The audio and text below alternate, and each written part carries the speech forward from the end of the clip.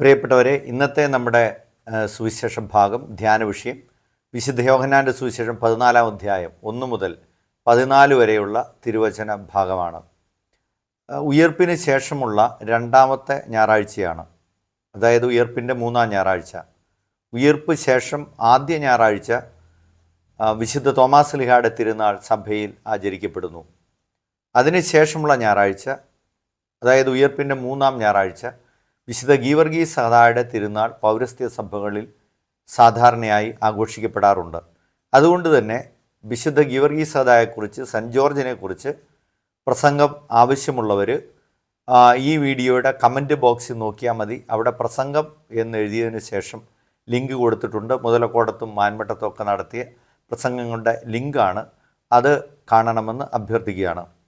കൂടാതെ ആദ്യമേ തന്നെ പറയട്ടെ, ബാച്ചുകാരായിട്ടുള്ള ഇത് കാണുന്ന അച്ഛന്മാർ ബാച്ചുകാരായിട്ടുള്ളവർക്ക് കൂടെ ഇത് ഷെയർ ചെയ്യുന്നത് നന്നായിരിക്കും എന്ന് ഒന്ന് ഓർപ്പിക്കുകയാണ്.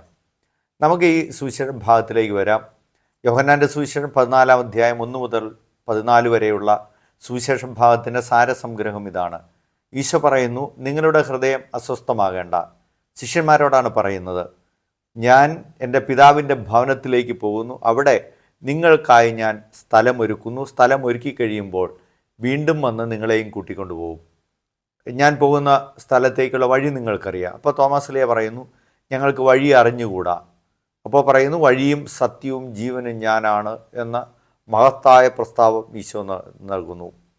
അതിനുശേഷം പീലിപ്പോസ് ഞങ്ങളോട് പറയും, ഞാനും പിതാവും ഒന്നാണ് എന്ന് ഈശോ പറയുമ്പോൾ പീലിപ്പോസ് പറയും, ഞങ്ങൾക്ക് പിതാവിനെ കാണിച്ചു തരിക എന്ന് പറയുമ്പോൾ ഈശോ പറയുന്നു, പീലിപ്പോസ്, ഇത്ര കാലം നീ എന്നോട് കൂടിയായിരുന്നിട്ട് നീ എന്നെ അറിയുന്നില്ലേ? അപ്പോൾ ഇതൊക്കെയാണ് ഈ സുവിശേഷ ഭാഗത്തിൻ്റെ സാരസംഗ്രഹം എന്ന് പറയുന്നത്. ഇതല്പം സങ്കീർണമായിട്ടുള്ള ഒരു സുവിശേഷ ഭാഗമാണ്. വിശുദ്ധ യോഹന്നാൻ ശ്ലീഹായുടെ തന്നെ സുവിശേഷത്തിൻ്റെ പ്രത്യേകത നമുക്കറിയാം. അതിലൊരുപാട് ദൈവശാസ്ത്രമുണ്ട്, ഒരുപാട് തത്വശാസ്ത്രമുണ്ട്. ഇതെല്ലാം കൂടെ ചേർന്നിട്ടുള്ള സുവിശേഷമാണ് വിശുദ്ധ യോഹന്നാൻ ശ്ലീഹായുടെ സുവിശേഷം. അതുകൊണ്ട് തന്നെ ഈ ഭാഗം നമുക്ക് മനസ്സിലാക്കണമെങ്കിൽ ഇതിന് മുൻപും പിൻപുമുള്ള ഭാഗങ്ങളെക്കുറിച്ച് തന്നെ നമുക്കറിയണം. ഈ സുവിശേഷ രചനയുടെ ഘടനയും നമുക്കറിയണം. അങ്ങനെ നമ്മൾ പരിശോധിക്കുമ്പോൾ യോഹന്നാൻ ശ്ലീഹ 13-ാം അധ്യായത്തോടുകൂടെ ഈശോയുടെ മുഴുവൻ അത്ഭുതങ്ങളും അടയാളങ്ങളും തീർക്കുകയാണ്.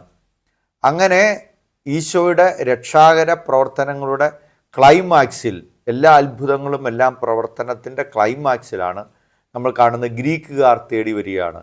വിജ്ഞാനത്തിൻ്റെ കേദാരം, ഉറവിടം എന്ന് ആ കാലത്ത് കരുതപ്പെട്ടിരുന്ന ഗ്രീസിൽ നിന്ന് ആൾക്കാർ വരികയാണ്. നമ്മൾ മനസ്സിലാക്കേണ്ട ഒരു കാര്യം, ഈശോയുടെ ജനനത്തിലും ജ്ഞാനികൾ എത്തുകയാണ്. അപ്പോൾ ജ്ഞാനത്തിൻ്റെയും വിജ്ഞാനത്തിൻ്റെയും ഈ ലോകം കണ്ട ഏറ്റവും മൂർത്തിമത് ഭാവം എന്ന് പറയുന്നത്, മൂർത്തിരൂപം എന്ന് പറയുന്നത് ഈശോയാണ് എന്നുള്ള പ്രധാനപ്പെട്ട ഒരു വസ്തുത കൂടെ ഇവിടെ അവശേഷിക്കുകയാണ്. അപ്പോൾ അവർ വന്നതിന് ശേഷമാണ് ഈശോ പറയുന്നത്, ഗോതമോണി നിലത്ത് വീണ് അഴിയേണ്ട സമയമായിരിക്കുന്നു. അപ്പോൾ ഇനി തൻ്റെ കുരിശുമരണത്തിലേക്ക് താൻ പോകുന്നു എന്ന സൂചന ഈശോ അതിലൂടെ നൽകുകയാണ്. പിന്നീടുള്ള അധ്യായങ്ങൾ മുഴുവൻ യോഹന്നാൻ ശ്ലീഹ വിവരിക്കുന്ന ആ അർത്ഥത്തിലാണ്.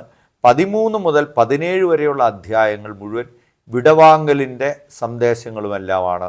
അപ്പോൾ ഈ ലോകത്ത് നിന്ന്, അതുകൊണ്ട് തന്നെ 13-ാം അധ്യായം ആരംഭിക്കുന്ന ഇങ്ങനെയാണ്, ഈ ലോകം വിട്ട് തൻ്റെ പിതാവിൻ്റെ ഭവനത്തിലേക്ക് പോകാനുള്ള സമയമായി എന്ന് പെസഹ തിരുനാളിന് വളരെ മുമ്പ് തന്നെ ഈശോ അറിഞ്ഞു എന്ന് പറഞ്ഞു തന്നെയാണ് 13-ാം അധ്യായം തുടങ്ങുന്നത്.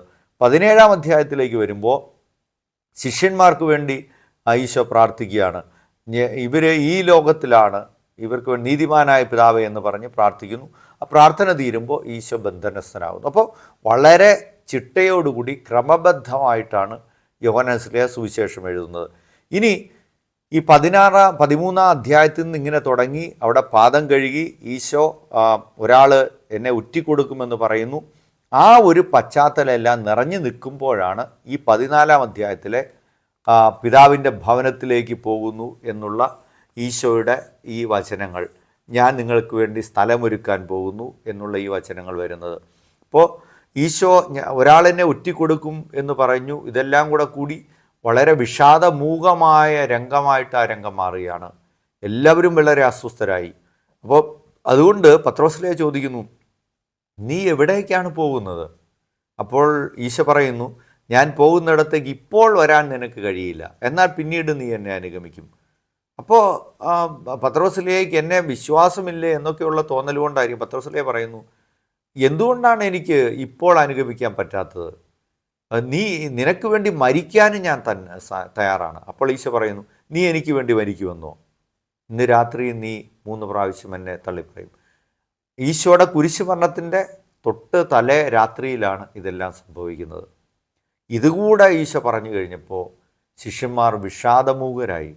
ആശങ്കയും വലിയ തരത്തിലുള്ള കഥനവും ദുഃഖഭാരവും അവരെല്ലാം മൂടി.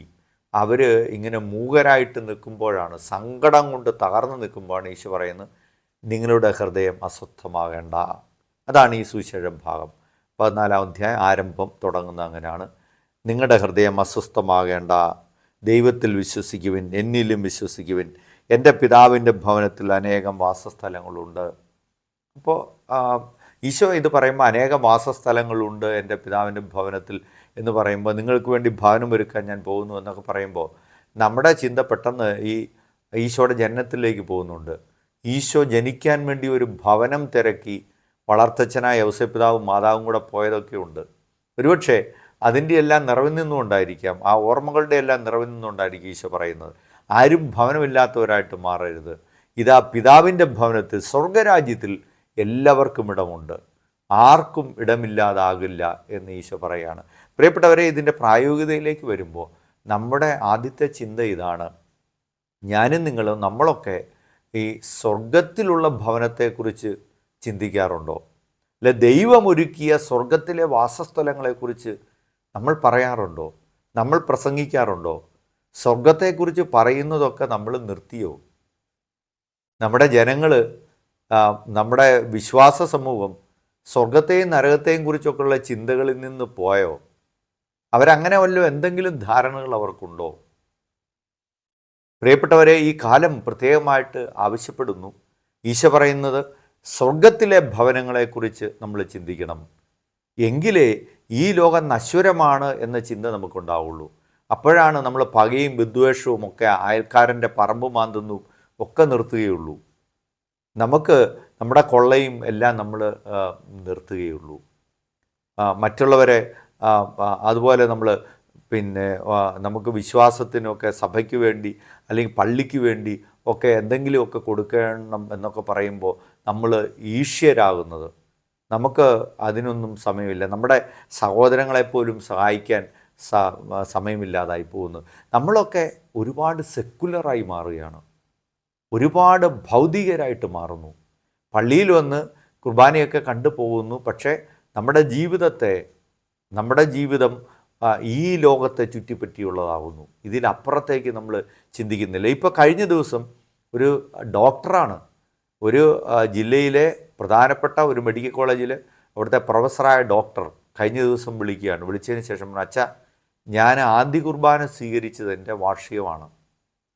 അപ്പോൾ ഞാൻ അത്ഭുതപ്പെട്ടു പോയി. അപ്പോൾ ഡോക്ടർ പറയാണ്, എനിക്ക് പള്ളിയിൽ കുറേ പൂവുകൾ വെക്കണം, ഫ്രഷ് ഫ്ലവേഴ്സ് വെക്കണം, എനിക്ക് വേണ്ടി നാളെ കുർബാന ചെല്ലണം.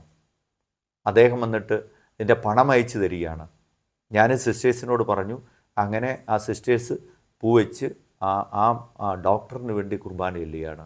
നോക്കുക, ഈ ലോകത്തിനപ്പുറമുള്ള കാര്യങ്ങളെക്കുറിച്ച്, ദൈവികമായ കാര്യങ്ങളെക്കുറിച്ച് ചിന്തിക്കുന്ന ഏറ്റവും വിജ്ഞാനി ആയിട്ടുള്ള ആളുകളിൽ ഒരാൾ നമുക്ക് വലിയ പാഠമാണ്. ചിലപ്പോഴൊക്കെ നമുക്ക് സങ്കടം വരുന്ന കാര്യങ്ങളുണ്ടല്ലോ. കഴിഞ്ഞ ദിവസം കേട്ട കുവൈറ്റിൽ ഒരു ഫ്ലാറ്റിൽ 2 കുഞ്ഞുങ്ങളുടെ അപ്പനും അമ്മയാണ് കുത്തേറ്റ് മരിച്ചു കിടക്കുന്നു. അവസാനം പറയാണ്, പരസ്പരം കുടുംബകലഹത്തെ തുടർന്ന് പരസ്പരം കുത്തി മരിച്ചത്രേ. നോക്കൂ, ഭാര്യയും ഭർത്താവും പരസ്പരം കുത്തി മരിച്ചു കിടക്കുന്നു. നമ്മുടെ കത്തോലിക്ക സമുദായത്തിൻ്റെ, ക്രൈസ്തവ സമുദായത്തിൻ്റെ അപചയം എന്തുമാത്രമാണ്! ഈ ലോകത്തിലേക്ക് മാത്രം ചുരുങ്ങി ഇതിലപ്പുറത്തേക്ക് ഒരു സഹന ഏറ്റുവാങ്ങാനോ ഒരു സങ്കടം ഏറ്റുവാങ്ങാനോ ഒന്നും, ഇതൊക്കെ നിസ്സാരമാണ്, ഇതിനപ്പുറമാണ് കാര്യങ്ങൾ ചിന്തിക്കാനോ നമുക്ക് കഴിയാതെ പോകുന്നു. പ്രിയപ്പെട്ടവരെ, അടുത്തത് രണ്ടാമത്തെ കാര്യം ഇതിനോട് ചേർത്ത് തന്നെയാണ്. ഭവനങ്ങളെക്കുറിച്ച് ഈശോ പറയാണ്.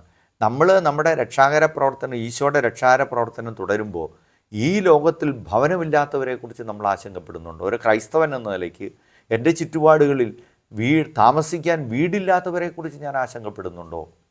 നമ്മുടെ അജപാലന ദൗത്യങ്ങളുടെ, നമ്മുടെ ക്രൈസ്തവ ജീവിതത്തിൻ്റെ മുമ്പോട്ടുള്ള വഴികളിൽ എപ്പോഴും മറ്റുള്ളവരുടെ കുറിച്ച് നമ്മൾ ആശങ്കപ്പെടുകയാണ്. അവർക്ക് വീടില്ലാത്തതിനെക്കുറിച്ച് ആശങ്കയില്ല. ഞാൻ കുറേ കാലങ്ങൾക്ക് മുമ്പ് ഒരു വലിയ കൊടുങ്കാറ്റൊക്കെ ഉണ്ടായിരുന്ന ഒരു സമയത്ത് ഒരു പാവപ്പെട്ട സ്ത്രീ എന്ന് പറയാണ്, അച്ഛാ കഴിഞ്ഞ കൊടുങ്കാറ്റിൽ വീട് മുഴുവൻ പോയി. സങ്കടപ്പെട്ട 90 വയസ്സുള്ള അമ്മയുണ്ട്. പക്ഷേ ദൈവാനുഗ്രഹത്താൽ ഞങ്ങൾക്കാർക്കും ഒന്നും പറ്റിയില്ല. അവസാനം അവിടുത്തെ വികാരിച്ചനെ ഇവർ കോണ്ടാക്ട് ചെയ്യുന്നു. അവസാനം ഇടവക്കാരെല്ലാം കൂടി നല്ലൊരു ഭവനം പണിത് കൊടുക്കുകയാണ്. പല രൂപതകളിലും ഇപ്പോൾ അത് നടക്കുന്ന. കാരുണ്യ വർഷത്തോടതിന് പാലാരൂപതയിലൊക്കെ 1500ഓളം ഭവനരഹിതരായിട്ട് ആരും ഉണ്ടാകരുത്. ഒരുപക്ഷെ കോട്ടയം ജില്ലയിലൊക്കെ എനിക്ക് തോന്നുന്നു ഏറ്റവും ഇന്ത്യയിലെ തന്നെ ദാരിദ്ര്യമില്ലാത്ത ജില്ലകളിലൊന്നായിട്ട് മാറി കോട്ടയം ജില്ലയാണെന്ന് തോന്നുന്നത്. ഒരുപാട് മറ്റുള്ളവരെക്കുറിച്ച് ശ്രദ്ധിക്കുന്ന ആൾക്കാർ ഉണ്ട് എന്നതിൻ്റെ ഒരു ലക്ഷണവും കൂടെ എന്നൊക്കെ നമുക്ക് പറയാം. അങ്ങനെയായി ഏതായാലും ഈ സുവിശേഷ ഭാഗത്തിൻ്റെ രണ്ടാമത്തെ പ്രധാന ചിന്ത, നമ്മുടെ അജപാലന ദൗത്യത്തോട് ചേർന്നിട്ട് നമ്മൾ മറ്റുള്ളവരുടെ ഭവനങ്ങളെക്കുറിച്ച്, അവർക്കും ഭവനമുണ്ടോ എന്നതിനെക്കുറിച്ചും നമ്മൾ ആശങ്കാകുലരാണ്ട്. മുമ്പോട്ട് പോകുമ്പോൾ ഈശോ പറയുന്നു, ഞാൻ പോകുന്ന സ്ഥലത്തേക്കുള്ള വഴി അറിയാം. അപ്പോൾ നമ്മുടെ അടുത്ത ചോദ്യം ഇതാണ്, നമുക്ക് നമ്മുടെ വഴികളെക്കുറിച്ച് ബോധ്യമുണ്ടോ? നമ്മുടെ ആത്മീയ വഴികളെക്കുറിച്ച് ബോധ്യമുണ്ടോ? നമ്മൾ ശരിയായ വഴികളിൽ കൂടിയാണ് പോകുന്നത്. കുറേ നാളുകൾക്ക് മുമ്പ് കടമറ്റത്ത് കത്തനാർ എന്ന് പറയുന്ന ഒരു സീരിയൽ അവതരിപ്പിക്കുന്ന സമയത്തുണ്ടല്ലോ, കടമറ്റത്ത് കത്തനാർ ഓരോ ദിവസവും കട്ടിലിൽ എഴുന്നേറ്റിരുന്നിട്ട് ചോദിക്കും, പോയതെവിടെ, പോണതെവിടെ, പിതാവ് ഒരുക്കിയ വഴി എവിടെ? അപ്പോൾ നമ്മുടെ വഴികളെക്കുറിച്ച് നമ്മൾ ധ്യാനിക്കുന്നുണ്ടോ? നമ്മൾ ശരിയായ രീതിയിലാണ് പോകുന്നത്. കഴിഞ്ഞ ദിവസം വേറൊരാൾ, ഒരു അപ്പൻ ഇങ്ങനെ മകനെക്കുറിച്ച് പറയാണ്, എവിടെയാണ് മകനെ എങ്ങോട്ട് പോയി എന്ന് ചോദിക്കുമ്പോൾ അപ്പം പറയുന്നു, കോട്ടയം വരെ പോയി എന്ന് പറയുന്നു. അപ്പോൾ ആ കേട്ട് നിന്ന ആൾ പറയുന്നു, അത് ശരി, കോട്ടയത്ത് പോയോ? ഇന്ന് ഞാൻ ഉച്ചയ്ക്ക് വാഗമണ്ണിൽ കൂടെ അവൻ പോകുന്നത് കണ്ടല്ലോ, വാഗമണ്ണിലേക്കുള്ള വഴിയിൽ കൂടെ പോകുന്നത് കണ്ടല്ലോ. അപ്പോൾ വഴിതെറ്റി പോകുന്നുണ്ടോ നമ്മുടെ തലമുറ എന്ന് നമ്മൾ ചിന്തിക്കേണ്ടതുണ്ട്. നമ്മുടെ മക്കൾ, നമ്മുടെ വളർന്നു വരുന്ന തലമുറ, അവർക്ക് ശരിയായ വഴി കാണിച്ചു കൊടുക്കാൻ നമുക്ക് പറ്റുന്നുണ്ടോ? അതോ നമ്മൾ അതിനെക്കുറിച്ചൊന്നും ജാഗ്രതയില്ലാത്തവരായിട്ട് പോകുന്നുണ്ടോ? വീണ്ടും തോമാസ് ശ്ലീഹ ചോദിക്കുന്ന ചോദ്യമുണ്ടല്ലോ, കർത്താവേ നീ എങ്ങോട്ടാണ് പോകുന്നത്? അങ്ങനെയുള്ള ചോദ്യങ്ങൾ, ആത്മീയതയെക്കുറിച്ച് താല്പര്യമുള്ളവരായിട്ട് നമ്മൾ മാറുന്നുണ്ടോ? ആത്മീയതയെക്കുറിച്ച് കൂടുതൽ അറിയാനുള്ള താല്പര്യങ്ങൾ നമ്മൾ വരുന്നുണ്ടോ? നമ്മളല്ലാതെ തന്നെ ചോദ്യങ്ങൾ ചോദിക്കുന്നവരാണോ? നമുക്ക് അവ്യക്തമായിട്ടുള്ള കാര്യങ്ങളെക്കുറിച്ച് അറിവ് കിട്ടണമെന്ന ധാരണയുള്ളവരാണോ? പ്ലേസ്മെൻറ്റിന് വേണ്ടി ഒരു കമ്പനി വന്ന സമയത്ത് ഇങ്ങനെ പറയുകയാണ്, നമ്മുടെ ക്രൈസ്തവ സ്ഥാപനത്തിലാണ്, അവിടെ പിള്ളേരൊന്നും ചോദിക്കുന്നില്ല, പിള്ളേർ ആശയവിനിമയങ്ങൾ നടത്തുന്നില്ല. അപ്പോൾ അതുകൊണ്ട് തന്നെ അവർക്ക് മടുപ്പായി മാറുകയാണ്. അങ്ങനെയുള്ള കുട്ടികളെ ആവശ്യമില്ല. ചില ചോദ്യങ്ങൾ നമ്മൾ ചോദിച്ചാലാണ് അതിന് വ്യക്തത ഉണ്ടാവുകയും കൂടുതൽ നല്ല ബന്ധം ഉണ്ടാവുകയും ചെയ്യുന്നത്. ഉത്തരേന്ത്യയിൽ ഒരു സ്ഥലത്ത് ഒരു രൂപതയിൽ പോയ സമയത്ത് അവിടുത്തെ യുവജനങ്ങളുമായിട്ട് ആശയവിനിമയം നടത്തുന്ന സമയത്ത് നോക്കുക, അവിടുത്തെ യുവജനങ്ങൾ ധൈര്യപൂർവ്വം ചോദിക്കുകയാണ്, എന്തിനാണ് നമ്മൾ സീറോ മലബാർ സഭയെക്കുറിച്ചൊക്കെ ഇങ്ങനെ പറഞ്ഞ സമയത്ത്, എന്തിനാണിപ്പോൾ ഇവിടെ ഞങ്ങളെ അന്വേഷിച്ച് വന്നിരിക്കുന്നത്? നോക്കുക, അവർ നേരിട്ട് ചോദിക്കുകയാണ്, എന്തിനാണ് ഇത്രയും കാലം ഞങ്ങളെ അന്വേഷിച്ചിട്ട് വരാൻ ഇവിടെ ആരുമില്ലായിരുന്നല്ലോ. അപ്പോഴാണ് ഞാൻ പറഞ്ഞു, ഇപ്പോഴാണ് നമുക്ക് ഇന്ത്യ മുഴുവനുള്ള അജപാലന അധികാരം നമുക്ക് ലഭിച്ചത്. അതിന് നമുക്ക് അങ്ങനെ ഒരു അധികാരമില്ലായിരുന്നു. ഇതെല്ലാം വിശദീകരിച്ചു കൊടുത്തപ്പോൾ അവർക്ക് കൂടുതൽ നല്ല ബന്ധമായി. ചില അവ്യക്തതകൾ മനസ്സിൽ വെച്ച് നമ്മൾ പോയാൽ നമുക്ക് ധാരണാപിശകുകൾ ഉണ്ടാകും, നമ്മുടെ ബന്ധങ്ങൾ നഷ്ടപ്പെടും. തോമാസ് ശ്ലീഹയെ പോലെ ഈ ചോദ്യങ്ങൾ ചോദിക്കാനുള്ള ഒരു മനസ്ഥിതി നമുക്കുണ്ടാകണം. അവസാനമായിട്ട് ഈശോ പറയുന്നു, ഫിലിപ്പോസിനോട് പറയുന്നു, ഫിലിപ്പോസ്, ഇത്രയും കാലം നീ എന്നോടുകൂടിയായിരുന്നിട്ട് നീ എന്നെ അറിയുന്നില്ലേ? നമ്മുടെ കൂടെ നടക്കുന്ന ദൈവത്തെക്കുറിച്ച് നമുക്ക് അങ്ങനത്തെ ആത്മീയ ബോധ്യമുണ്ടോ? നമ്മുടെ ജീവിതത്തിലെ സൗഭാഗ്യങ്ങളുടെയും നമ്മുടെ ജീവിതത്തിലെ ഉയർച്ചകളുടെയും ഒക്കെ അരികിൽ നമ്മുടെ ദൈവം നമ്മുടെ കൂടെയുണ്ട് എന്ന ചിന്തയുണ്ടോ? അങ്ങനെയുള്ള ധാരണകളിലേക്ക് നമ്മൾ വരുന്നുണ്ടോ? നമുക്ക് ധ്യാനിക്കാം. ഈശോ നമ്മെ അനുഗ്രഹിക്കട്ടെ. Subscribe now and press the bell icon. Never miss an update.